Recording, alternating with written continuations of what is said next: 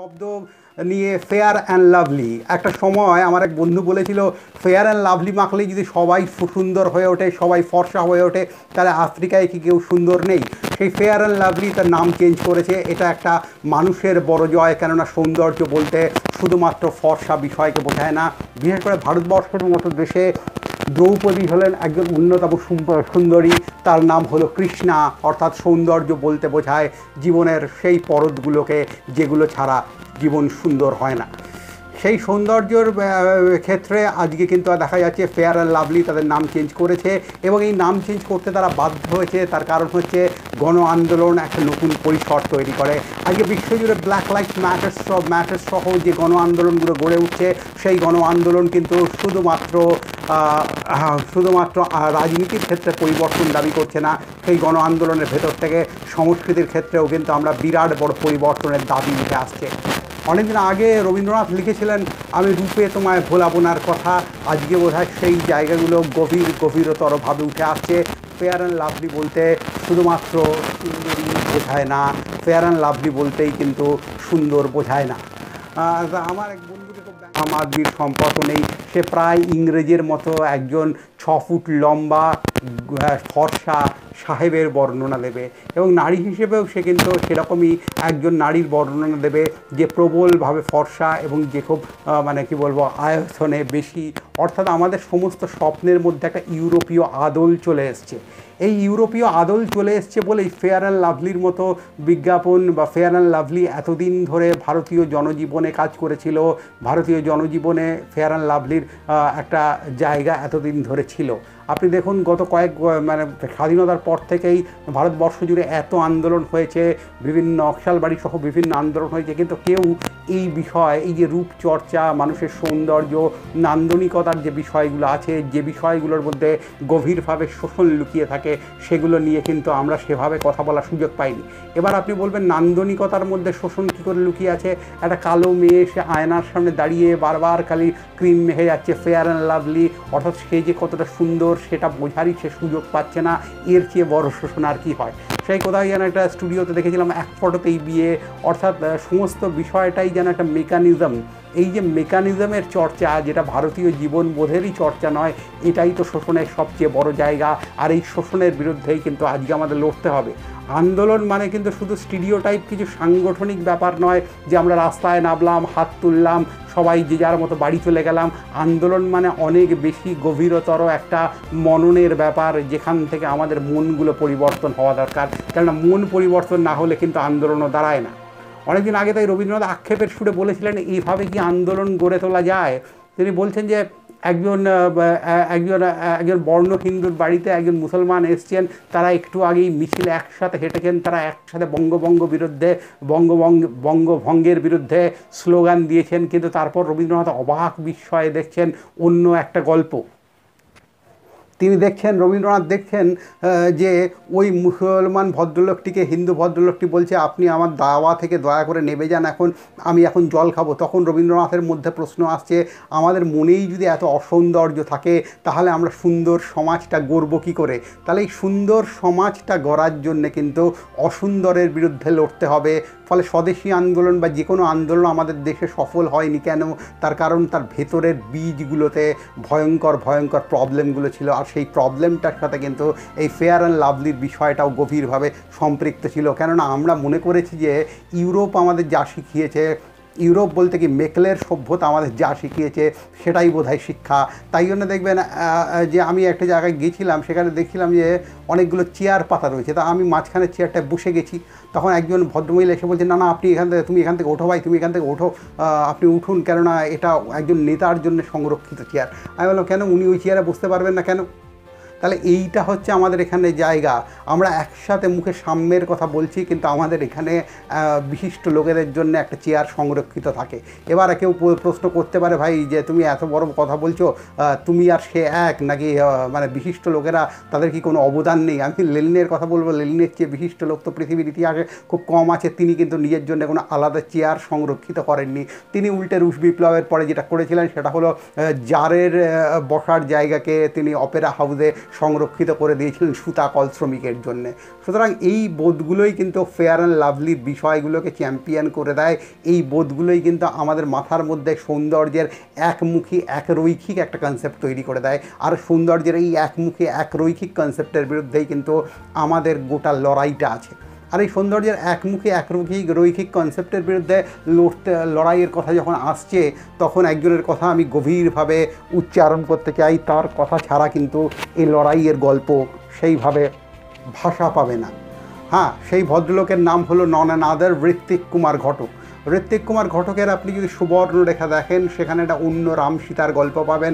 সেখানে দেখবেন সীতার হাত ধরে রাম প্রোলেটেরিয়েট হচ্ছে, রাম শ্রমিক হচ্ছে। এবং সেখানে দেখবেন মাধবী মুখার্জিকে অনেক ছবিতে আমরা দেখেছি, কিন্তু প্রত্যেক ছবিতে আমরা মাধবী মুখার্জিকে এত সুন্দর দেখিনি। কিন্তু সেই ছবিতে আমরা দেখেছি মাধবী মুখার্জি কত সুন্দর হতে পারে। সীতা আর রামের একটা অন্য কেমিস্ট্রি, অন্য একটা সৌন্দর্যের বয়ান ঋত্বিক কুমার ঘটক রচনা করছেন। এবং এই বয়ান রচনা করার ভেতর দিয়ে ঋত্বিক কুমার ঘটক কিন্তু একটা কথা বলে যাচ্ছেন। সে কথাটা হলো যে আমাদের মনের ভেতরে পুরনো প্রতিষ্ঠান সম্পর্কে যে ধারণাগুলো আছে, সেই ধারণাগুলোর যদি পরিবর্তন আমরা ঘটাতে পারি, তবেই কিন্তু বাস্তবের জমিতে পরিবর্তন আসবে। আপনি যদি আপনার বন্ধু কবি সম্মেলনে গিয়ে আপনার বন্ধু কবিতা পড়ছে, আপনার পরে আরও 30 জন কবি আছে, তাদের কবিতা শোনার যদি ধৈর্য না রাখেন, তাহলে কিন্তু কোনো দিন আপনি কবিতায় যত বড় কথা বলুন না কেন, কোনো দিন কিন্তু সঠিক অর্থে কোনো পরিবর্তনের ভাষাকে আপনি বাংময় করতে পারবেন না। আপনার কাছে সেই কথাগুলো হয়ে যাবে মেকানিক্যাল এক্সারসাইজের মতো। আর যে কোনো পরিবর্তনের মূল কথা হলো মেকানিক্যাল এক্সারসাইজ, মেকানিক্যাল থিংকগুলোর বিরোধিতা করা। আমাদের এখানে আজকে পশ্চিমবঙ্গের সবচেয়ে বড় সমস্যা হয়েছে, এখানে একটা মধ্য মেধার চর্চা তৈরি হয়েছে। এবং এই মধ্য মেধার চর্চা যে কোনো কিছুকে ভীষণভাবে মেকানিক্যাল জায়গায় নিয়ে যায়। এবার আপনি প্রশ্ন করতে পারেন, ভাই তুমি এত কথা বলছো, তুমি কি মধ্য মেধার বাইরে? আমি বলবো আমি নিম্ন মেধার লোক প্রবল, ফলে আমি নিশ্চয়ই মধ্য মেধার বাইরে। নিম্ন মেধার কোনো অসুবিধা নেই, সে অনেক কিছু জানে না মানে কি, অনেক কিছু সম্ভাবনা তার মধ্যে রয়েছে জানার। কিন্তু যে জানেও না, আবার কিছুটা জানে কিন্তু মানুষকে একদম জানতে দিতে চায় না, মানুষকে একদম বদ্ধ করে রাখে, আটকে দিতে চায়, সে তো হচ্ছে সবচেয়ে বোধহয় খারাপ। তাই খারাপগুলোর বিরুদ্ধে যখন লড়াইয়ের কথা আসছে, তখন কিন্তু আজকে সেই গানটার কথা আসছে। এই ফেয়ার অ্যান্ড লাভলির নামটা পরিবর্তিত হয়েছে বলে আমার মনে হচ্ছে, সেই not Romeo and Juliet you and me. কৃষ্ণাঙ্গ গায়ক এই গানটা গিয়েছিলেন, not Romeo and Juliet you and me. আজকে কিন্তু বিশ্ব সেই ইউ অ্যান্ড মির দিকে যাচ্ছে। আর এই ইউ অ্যান্ড মির দিকে যাওয়ার সময় একটা ভয়ও কিন্তু মনের মধ্যে প্রবলভাবে দপদপ করে জ্বলে উঠছে। কয়েকদিন আগেই একটা জনপ্রিয় পত্রিকায় পড়ছিলাম যে একজন এই ফেয়ার অ্যান্ড লাভলি নিয়ে লিখতে গিয়ে লিখছেন যে ভীষণভাবে ক্লিওপেট্রার কথা লিখছেন, শেক্সপিয়ারের নাটকের কথা লিখছেন, যে ক্লিওপেট্রা তো সেই অর্থে ফেয়ার, মানে একেবারে শ্বেত বর্ণা ছিলেন না, তার সৌন্দর্যটা অনেকটা চাপা রং ছিল দ্রৌপদীর মতো। তা এই কথাগুলো যখন লিখছেন, তখন আমার মনে হচ্ছে আমাদের সৌন্দর্য চর্চার ইতিহাসেও ফেয়ার অ্যান্ড লাভলির বিরোধিতা করতে গিয়ে আরেকটা ক্ষমতার ছক আসছে না তো? ক্লিওপেট্রা কী ছিল সে যুগে? ক্লিওপেট্রারা ছিল হচ্ছে সমাজের সেই সম্ভ্রান্ত অংশ, যাদের জন্যে হাজার হাজার মানুষকে প্রবলতরভাবে শোষিত হতে হয়েছিল। তাহলে একটা শোষণের বিকল্প কি আরেকটা শোষণ হতে পারে? তাহলে শোষণের একটা রূপ চলে গিয়ে আরেকটা শোষণের রূপ এলো, এটা কি আমাদের সৌন্দর্যের নান্দনিক বোধ হতে পারে? এইটা নিয়ে আজকে কিন্তু ভাবার বিরাট সময় এসছে। আর এই ভাবার সময়টা যখন এসছে, তখন আমি বলবো আরেকটা বিষয় নিয়েও আপনাকে কিন্তু গভীরভাবে ভাবতে হবে। সেই ভাবনাটার নাম কি? সেই ভাবনাটার নাম হলো যে এই যে পাল্টে গেল ফেয়ার অ্যান্ড লাভলি, এর পেছনেও কি কোনো বাণিজ্যিক শর্ত কাজ করলো না তো? যে একটা সময় ফেয়ার অ্যান্ড লাভলি নামটা রাখলে প্রবলভাবে বাণিজ্য হতে পারতো, আজকে ফেয়ার অ্যান্ড লাভলি নামটা পরিবর্তন করে দিলে বাণিজ্যটা অন্যরকম হবে। এই জায়গাটা নেই তো? আমি ভাবতে বলবো, তবে যে কোনো মূল্যেই বলবো এই নাম পরিবর্তন স্বাগত। আর আমরা যখন মানুষের সৌন্দর্য চর্চার ইতিহাসের ভেতর দিয়ে হাঁটবো, তখন কিন্তু আরেকজন চিত্র পরিচালকের কথা আমাকে গভীরভাবে ভাবাবে, কেননা তোমাকে ভাবাবো এই বিষয়টা আমাকেও গভীরভাবে ভাবায়। সেই চিত্র পরিচালকের নাম হলো অ্যান্তোনিওনি। অ্যান্তোনিওনির ব্লো আপ ছবিটা আপনারা সবাই দেখেছেন। সেই ব্লো আপে আমরা কি দেখি, অ্যান্তোনিওনি একজন তরুণ কি বলবো ফটোগ্রাফার, সে বিভিন্ন সময় ফটো তোলে। একদিন সে আনন্দ করে ফটো তুলছে, একটি মেয়েটি জানে না সে তার ফটো তুলছে। সেই ফটোগুলোকে সে যখন বাড়িতে এনে ওয়াশ করছে, সে যুগের নিরিখে আজকের মতো ব্যাপারটা তখন ছিল না। অ্যান্তোনিওনি 50-60 দশকের মানুষ। সেই সময় তিনি কি দেখছেন, সেই সময় তিনি দেখছেন ভয়ঙ্করভাবে ওই ফটোগুলোর মধ্যে একটা লাশ পড়ে আছে, যে লাশটাকে উনি তো ছবি তোলার সময় আইডেন্টিফাই করতে পারেনি। তখন সে তার এক বন্ধুকে বলছে, কে যে মারা গেছে তার খোঁজটা আমাদের নিতে হবে, এই মৃত ব্যক্তি কেন মারা গেল সেটা খুঁজে বার করতে হবে। তখন তার বন্ধু বলছে, ছাড় না, তোর কী হয়েছে রে, যাকে চিনিস না জানিস না সেরকম একটা মানুষের জন্যে তোর এত প্যাকনা কেন? তখন অ্যান্তোনিওনি বলছে, প্রশ্নটা চিনি না, হ্যাঁ জানি না আর প্রশ্ন নয়, প্রশ্নটা হচ্ছে একটা মানুষ মারা গেছে, সেটা বড় প্রশ্ন। সে আমার চেনা হতে পারে, অচেনা হতে পারে, কিন্তু একটা মানুষ মারা গেছে, এর চেয়ে বড় প্রশ্ন আর কিছু হয় না। এখানেই অ্যান্তোনিওনির সবচেয়ে বড় সার্থকতা, যে তিনি একটা অন্য ভিশন তৈরি করেন। পরে যে মেয়েটা তিনি ফটো তুলছিলেন, সেই মেয়েটা অ্যান্তোনিওনির কাছে আসে। সেই অ্যান্তোনিওনি তাকে দেখে মুগ্ধ হয়ে যায় এবং অ্যান্তোনিওনি বলেই ফেলে, যে আমিও বিশ্বাস করি beauty is the truth, truth is the beauty. সেই বিউটি ইজ দ্য ট্রুথের কনসেপ্টে অ্যান্তোনিওনি চলে যায়। মেয়েটার সাথে একটা সম্পর্ক অ্যান্তোনিওনির হয়। পরে অ্যান্তোনিওনি বুঝতে পারে মেয়েটা শুধুমাত্র ওই ছবিগুলোকে চুরি করার জন্য তার কাছে এসেছিল। এরপরে ছবি তার নিজের গতিতে এগোয়। পুরো ছবির গল্প আমি বলবো না, নিশ্চয়ই আপনারা সেই ছবিটা দেখে নেবেন। কিন্তু ছবির শেষ দৃশ্যটা অসাধারণ। সেখানে দেখা যাচ্ছে একটা গোল ঘেরা জায়গা, সেখানে কিছু লোক মুখোশ পরে দাঁড়িয়ে আছে। সেই গোল ঘেরা জায়গাটার বাইরে কিছু লোক মুখোশ পরে গোল হয়ে দাঁড়িয়ে আছে এবং ভেতরে কিছু লোক মূকাভিনয় স্টাইলে, তাদের আসল কক নেই, আসল র্যাকেট নেই, মূকাভিনয় স্টাইলে তারা ব্যাডমিন্টন খেলছে। এবং এই মূকাভিনয় স্টাইলে খেলতে খেলতে হঠাৎ করে একজন লোক ককটাকে অপর প্রান্তে ফেলে দিল, অন্য প্রান্তে ফেলে দিল এবং সে মূকাভিনয় স্টাইলেই অ্যান্তোনিওনিকে বলছে যে ককটাকে আমাকে ফেরত দাও। তখন অ্যান্তোনিওনি মূকাভিনয় স্টাইলেই ককটাকে তুলে নিয়ে ওদের দিকে ছুঁড়ে ফেলে দিয়ে আস্তে আস্তে আস্তে আস্তে হেঁটে চলে যেতে লাগলো। একটা অদ্ভুত পোয়েটিক শেষ সিনেমার এরকম হতে পারে, এটা ভাবা যায় না। আর এখানেই অ্যান্তোনিওনি বলছেন যে আমাদের চারপাশে যে রংচঙে সৌন্দর্যের জগৎ রয়েছে, যে সে জগৎ কিন্তু ওই রূপে তোমায় ভোলাবোনার কথা থেকে বিচ্ছিন্ন হয়ে, রূপে তোমায় ভোলাবোনার কথার সাথে তার কোনো যুক্ত নেই। সেই জগৎ আসলে একটা ফার্স। এই ফার্সের বিরুদ্ধেই কিন্তু অ্যান্তোনিওনি লড়াইয়ের কথা বলেছেন, যে সৌন্দর্য কখনো ফার্স হতে পারে না। সৌন্দর্যের মধ্যে অন্তরাত্মা বা অন্তর কাঠামোর একটা অদ্ভুত যোগাযোগ থাকতে পারে। আর ফিল্ম মেকার হিসেবে অ্যান্তোনিওনি চিরকালই অন্তর কাঠামোকে খুঁজে গেছেন এবং সবচেয়ে বড় ট্র্যাজেডি অ্যান্তোনিওনির জীবনে এটাই হয়েছিল, এটা বেশিরভাগ মানুষের জীবনে হয়, যে অ্যান্তোনিওনিকে একবার একজন বড় প্রডিউসার ডেকে বলল, Antonioni you are a great director. তখন অ্যান্তোনিওনি কিছু বলছে না, কি বলবে, নিজের প্রশংসা শুনলে কী বলা যায়। তারপরেই অ্যান্তোনিওনিকে বলছে, but you are bad for cinema. তখন অ্যান্তোনিওনি বলছে, ওয়াই? বলছে, তোমার 27টা ছবি ফ্লপ। অ্যান্তোনিওনি তারপর হাসছেন, কেননা এদের একটা বিরাট জায়গা ছিল, এটা হাসতে পারেন। সারা জীবন ধরে প্রথম জীবনে অন্তত প্রবল দারিদ্র্যের ভেতর দিয়ে অ্যান্তোনিওনিকে যেতে হয়েছিল। একটা সময় তার খাবার পয়সা ছিল না। অ্যান্তোনিওনি একটা সময় কিছু র্যাডিক্যালসের সাথে ভিড়ে গেছিলেন এবং র্যাডিক্যালসরা বিকল্প ফিল্ম চর্চার একটা কেন্দ্র তৈরি করেছিল। সেই কেন্দ্রেও কিন্তু অ্যান্তোনিওনি বেশি দিন থাকতে পারেননি, কেন তার মনে হয়েছিল যে এখানকার র্যাডিক্যালসরা যে কথাগুলো মুখে বলেন তারা কিন্তু সেই কথাগুলো প্রয়োগ করতে পারেন না, অর্থাৎ সেই সৌন্দর্যের সমস্যা। আমিও দেখেছি যে বিভিন্ন র্যাডিক্যালসদের আড্ডায়, যে র্যাডিক্যালস তথাকথিত যারা পশ্চিমবঙ্গে অনেক কথা বলেন, তারা কিন্তু সবচেয়ে বেশি পুরনো সমাজ, পুরনো ব্যবস্থা, পুরনো মূল্যবোধের দ্বারা খুব তাড়িত হয়ে আছেন। ফলে তাদের লেখাগুলোও কিন্তু বেশিরভাগ সময় একটা মেকানিক্যাল এক্সারসাইজ হয়ে যায়। আর এই মেকানিক্যাল এক্সারসাইজ মানুষকে ভয়ের মধ্যে নিয়ে যায়, তখন সে সবাইকে ভয় পায়। এইটা আমাদের এখানকার চারপাশের একটা সমস্যা হয়ে গেছে। নাহলে আমার থেকে ধরুন কেউ একজন ভালো কবিতা লেখে, সেটার জন্য আমি কেন তাকে ভয় পাবো? আমি তো চেষ্টা করবো তার কাছ থেকে নতুন কিছু জানার। কিন্তু কখন মানুষ ভয় পায়, এটা যখন সে বুঝতে পারে যে আমার আর নতুন কিছু দেওয়ার নেই, তখন সে অন্যকে দেখে ভয় পেতে থাকে, অন্তত ক্রিয়েটিভিটির ফিল্ডে। এই মেকানিক্যাল চর্চাটাই কিন্তু সৌন্দর্যকে সবার আগে মেরে দেয়। আর এই মেকানিক্যাল চর্চা এনেছে মেকলের শিক্ষা ব্যবস্থা। এবং মেকলে একটা সময় প্রবলভাবে বলেছিলেন যে অ্যাক্সেল ভারত ইউরোপীয় লিটারেচারের সামনে ভারত, লাতিন আমেরিকা, আফ্রিকা, আরবের সাহিত্য মুছে যাবে। কিন্তু আজকে ইউরোপ যে তাদের অষ্টাদশ শতকের সাহিত্যে আকাশে ওড়াটা যে শিখলো, তারা যে বিভিন্ন গল্পে আকাশে ওড়ার যে বয়ানগুলো লিখলো, আমরা দেখলাম ইউরোপে বিভিন্ন মাদুর আকাশে উড়ে যাচ্ছে। এইটা কোত্থেকে এলো? এই যে মাদুরের আকাশে উড়ে যাওয়া, এটা কোত্থেকে এলো?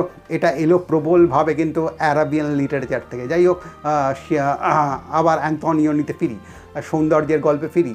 কেননা অ্যান্তোনিওনি তারপর সেই র্যাডিক্যালসের আখড়ায় অ্যান্তোনিওনি নিজেকে মানাতে পারলেন না। এরপর অ্যান্তোনিওনি ভাবলেন একটা ছবি তৈরি করব, কিন্তু তার সেই ছবির বিষয়টাও খুব ভয়ানক হলো। তিনি বললেন পাগলাগারদে যে সমস্ত পাগল উন্মাদরা বন্দি থাকে, তাদের জীবনের একাকিত্ব আর সৌন্দর্যকে আমি আমার সিনেমাতে ধরবো। এরপর অ্যান্তোনিওনি একটা পাগলাগারদে শুটিং করতে গেলেন। সেখানে তিনি একটা অন্ধকার ঘরে কয়েকজন পাগলকে উন্মাদকে আর কি, মানসিক রোগগ্রস্ত বলা ভালো, রোগগ্রস্তকে লাইনে দাঁড় করালেন। এরপরে আলো জ্বললো। আলো জ্বলার পরে অ্যান্তোনিওনি আর ক্যামেরার দিকে তাকাতে পারলেন না। অ্যান্তোনিওনি দেখলেন সেই মানুষগুলোর চোখে কি গভীর শূন্যতা। অ্যান্তোনিওনির ভয় লাগতে লাগলো, একটা অদ্ভুত কষ্ট হতে লাগলো যে এই মানুষগুলো জীবনে কিছুই পাবে না, একটা গভীর শূন্যতার একাকিত্বের মধ্যে জীবন কেটে যাবে। এরপর অ্যান্তোনিওনি সেই এমন বিভোর হয়ে গেলেন যে উনি ক্যামেরায় শট নেওয়ার কথাই ভুলে গেলেন। এবং এরপর তিনি দেখলেন পাগলগুলো চিৎকার মানসিকভাবে রোগগ্রস্ত মানুষরা চিৎকার আরম্ভ করে দিয়েছে, উন্মাদরা চিৎকার আরম্ভ করে দিয়েছে। সেই সময় অ্যান্তোনিওনির এক বন্ধু বললেন ওরা লাইট অফ করতে বলছে। অ্যান্তোনিওনি সেই সময় ওই চোখের সৌন্দর্য এবং ওই উন্মাদদের চোখের বিষাদ দেখে মুগ্ধ হয়ে গেছেন। তার মনে অনেক প্রশ্ন আসছে, তিনি সেই বন্ধুর কথাও শুনতে পেলেন না। এরপর দেখা গেল ক্যামেরা মাটিতে পড়ে গেল এবং আমরা দেখলাম অ্যান্তোনিওনির এক বন্ধু ওই সুইচটা অফ করে দিল। এইখান থেকে যে ছবিটা অ্যান্তোনিওনি করতে চেয়েছিলেন আর ওই ছবিটা উনি করেননি, কেননা গভীরভাবে একটা কষ্ট উনি পেয়েছিলেন। এই কষ্টের জায়গা থেকে উনি শিখেছিলেন সবসময় পোর্ট্রে অফ দ্য লাইফটার মধ্যেও কিন্তু এক ধরনের বিকৃতি থাকতে পারে। প্রত্যেকের জীবনের এক নির্দিষ্ট প্রিভেসি আছে, সেই প্রিভেসিটার মধ্যে ব্রেক করা বোধহয় ঠিক নয়। এইটা তিনি শিখেছিলেন ওই ছবি করতে গিয়ে। এরপর অ্যান্তোনিওনি তার পরবর্তীকালের ছবিগুলোতে কিন্তু বারবার সম্পর্ক এবং সৌন্দর্যের কাশমাকাশকে আনেন। অ্যান্তোনিওনির একটা গল্পে আমি দেখছি, একটা চিত্রনাট্যে আমি দেখছি লিডিয়া এবং তার স্বামী একসাথে হেঁটে যাচ্ছে। হঠাৎ করে একটা অদ্ভুতভাবে একটা ঝর্ণা সেই সময় ফ্লো করছে, ঝর্ণার চারপাশে ওরা ঘুরছে। এরপরে লিডিয়া হঠাৎ করে প্রশ্ন করে বলছে তার স্বামীকে যে আমি তোমাকে আর আগের মতো ভালোবাসতে পারি না, আমার মনে হয় যে তোমার আমাকে কিছু দেওয়ার নেই। তখন স্বামী বলছে কেন তুমি কথা বলছো? সেই সময় লিডিয়া পরিষ্কারভাবে বলছে একটু আগে হাসপাতাল থেকে ফোন এসেছিল, জো মারা গেছে। জানো তো, জো আমার কাছে আসতো, আমার পড়তে ভালো লাগতো না, কিন্তু জো আমাকে নানা ধরনের গল্পের বই পড়তে বলতো, নানা কল্পনার কথা বলতো, কিন্তু জো চাইলেই আমায় প্রেমের কথা বলতে পারতো, কিন্তু জো কোনো দিন আমায় প্রেমের কথা বলেনি। এইভাবে অ্যান্তোনিওনি একটা অন্য ক্লাসিক্যাল জগৎকে ডেকে আনেন, যে জগতের মধ্যে সৌন্দর্য একটা অন্য ভাষা, একটা অন্য আর্তি পায়। আর যে কোনো দেশে সৌন্দর্যকে প্রতিষ্ঠা করতে গেলে সবার আগে কিন্তু ইকোনমিক ক্ষেত্রে সৌন্দর্যকে প্রতিষ্ঠা করতে হয়, কারণ ইকোনমিক্সে যদি সৌন্দর্য প্রতিষ্ঠা না হয় তাহলে কিন্তু বাস্তব জীবনেও সৌন্দর্য আসে না। কেননা মানুষ তো হাত পা মানুষের আছে, মানুষের লিভার আছে, ফলে লিভার যদি ঠান্ডা থাকে তবে কিন্তু মানুষের জীবনে একটা সৌন্দর্য আসে। সেই ছোটোবেলায় একজনকে নাটক করছিল একজন কাকু, তাকে আমি জিজ্ঞেস করেছিলাম আচ্ছা নাটক ব্যাপারটার সবচেয়ে ইম্পর্টেন্ট জায়গাটা কী? তখন বলছে পাকস্থলী আমাদের ব্রেনের সাথে বাঁধা, পাকস্থলী ঠিক থাকলেই কিন্তু নাটকও ঠিক থাকবে। ফলে যে কোনো সৌন্দর্যের জন্য আমাদের সমাজটার পরিবর্তন আগে দরকার। আর এই সমাজ পরিবর্তনের সৌন্দর্যের কথা যখন বলবো তখন একটা অদ্ভুত ভয় আমাদের এই মুহূর্তে গ্রাস করে যাচ্ছে। সেটা হলো আমরা চারপাশে কী দেখছি? আমরা চারপাশে এখন দেখছি যে করোনা ভাইরাস নিয়ে জনগণের হাতে যে টাকা আসার কথা ছিল সে টাকাগুলো আসছে না। হ্যাঁ, এই মুহূর্তে কেন্দ্রীয় সরকার একটা বলেছে 6 মাসের জন্য তারা নভেম্বর অবধি বিভিন্ন মানে জনগণকে বিনা পয়সায় দারিদ্র সীমার নিচের জনগণকে ফ্রিতে রাশন দেবে, কিন্তু আমি বলবো এটা অত্যন্ত কম। এই বিষয়টা স্বাগত, কিন্তু যেটুকুনি করা হচ্ছে এটা অত্যন্ত কম। আরও অনেক বেশি কাজ করা দরকার। আরও আমি তার সাথে সাথে রাজ্য সরকার যে সিদ্ধান্ত নিয়েছে সেই সিদ্ধান্তকে স্বাগত জানিয়ে বলবো যে 1 বছর বিনা পয়সায় যে রাশন দেওয়ার সিদ্ধান্ত নেওয়া হয়েছে সেই সিদ্ধান্তকে স্বাগত জানাচ্ছি। এবং তার সাথে সাথে বলছি আরও বহু কাজ করা ভীষণভাবে দরকার। এবং সেই কাজগুলো করার জন্যে গভীরভাবে উদ্যোগ নেওয়া দরকার, পলিসি মেকিংগুলোতে নতুন দিশা রাখা দরকার। এবং এর সাথে সাথে এটা পরিষ্কারভাবে বলে দেওয়া দরকার যে কেন্দ্রীয় সরকারের কিন্তু টাকা বলে, নিজস্ব টাকা বলে কিছু নেই, কোনো সরকারের নিজস্ব টাকা বলে কিছু নেই। জনগণ আমরা যে ট্যাক্স দিই সেই টাকায় কিন্তু কেন্দ্রীয় সরকার চলে। আর সমাজে এই সৌন্দর্য বা অসাম্যকে দূর করে এই সৌন্দর্য প্রতিষ্ঠার জন্যে জনগণকেও কিন্তু আজকে আমাদের নাগরিক সমাজকে কিন্তু এগোতে হবে। আজকে নাগরিক সমাজকে দরকার হলে যে সমস্ত বন্ধ কলকারখানা আছে সেই সমস্ত বন্ধ কলকারখানার শেয়ার কিনেও দরকার হলে বন্ধ কলকারখানা খোলার কথা ভাবতে হবে। আমি সেদিন দেখছিলাম হাই রোডের ধার দিয়ে আমার গাড়িটা যখন যাচ্ছিল, সেখানে একটা অদ্ভুত ধূসর সৌন্দর্যের জগৎ, একটা বন্ধ কারখানার খোলা মাঠে কিছু বাচ্চা খেলা করছে, একটা মুষের পিঠে একটা বাচ্চা বসে আছে, এবং গোটা পরিবেশটা জুড়ে অদ্ভুত একটা মেলানকলিয়া, একটা বিষাদ লুকিয়ে আছে। আমার মনে হচ্ছিল এত বিষাদের মধ্যে মানুষ কী করে বেঁচে আছে, অথচ একটুখানি অর্থনৈতিক অবস্থার উন্নতি করলেই কিন্তু এই বিষাদগুলোকে দূর করে একটা প্রাণ ভোলানো হাসির জায়গায় আসা যায়। আর প্রাণ ভোলানো হাসি ছাড়া কিন্তু জীবনকে চেনা সম্ভব নয়। তাই জন্য ডমরুধর বারবার একটা, সেই ত্রৈলোক্যনাথের কথা বলি, ডমরুধর বারবার একটা কথা কিন্তু বলে গেছিল যে আমার তৃতীয় বউকে দেখতে স্বয়ং মা কালীর মতো, কিন্তু তবু তাকে আমার ভালো লাগে কেন? কেননা যতবার আমি বিপদে পড়েছি মা দুর্গা আমায় বাঁচিয়েছে এবং আমার বউ আমার পেছনে ছিল। সেই বাঘের পেটে যখন আমি ঢুকে গেছি তখন আমি কিন্তু বাঘের পেটে ডাকঘরকে খুঁজেছি। আমি কিন্তু জানতাম যে বাঘের পেটে ডাকঘর ঠিক না পাওয়া গেলেও বাঘের পেট থেকে চিঠি আমি ঠিক দিতে পারবো। বাঘের পেট থেকে আমি চিঠি ঠিক দিতে পারবো। ত্রৈলোক্যনাথ মুখোপাধ্যায়ের ক্যারেক্টার ডমরুধর, বাঘের পেট থেকে চিঠি আমি ঠিক দিতে পারবো। এবং সেই সময় আমার বউয়ের কথা খুব মনে পড়েছে। ফলে ডমরুধরও কিন্তু সৌন্দর্যের একটা ভাষাকে খুঁজেছে, যে ভাষাটা ঠিক ফেয়ার অ্যান্ড লাভলির ভাষা নয়, যে ভাষাটা হচ্ছে অন্য ধরনের এক জীবন প্রতিষ্ঠার ভাষা। তাহলে আসুন আমরা সেই অন্য জীবনকে আজকে খুঁজি, এবং এই অন্য জীবনকে খোঁজার যোগ্যে একটা কথা আমি আপনাদের সবাইকে বলবো, সেটা হলো ইউটিউবে যারা নতুন চ্যানেল তৈরি করেছেন, যারা অন্য ধরনের কন্টেন্ট নিয়ে কাজ করছেন, তাদের চ্যানেলগুলোকে সাবস্ক্রাইব করুন এবং অবশ্যই এই চ্যানেলটিকে সাবস্ক্রাইব করুন, এই চ্যানেলটির সঙ্গে থাকুন।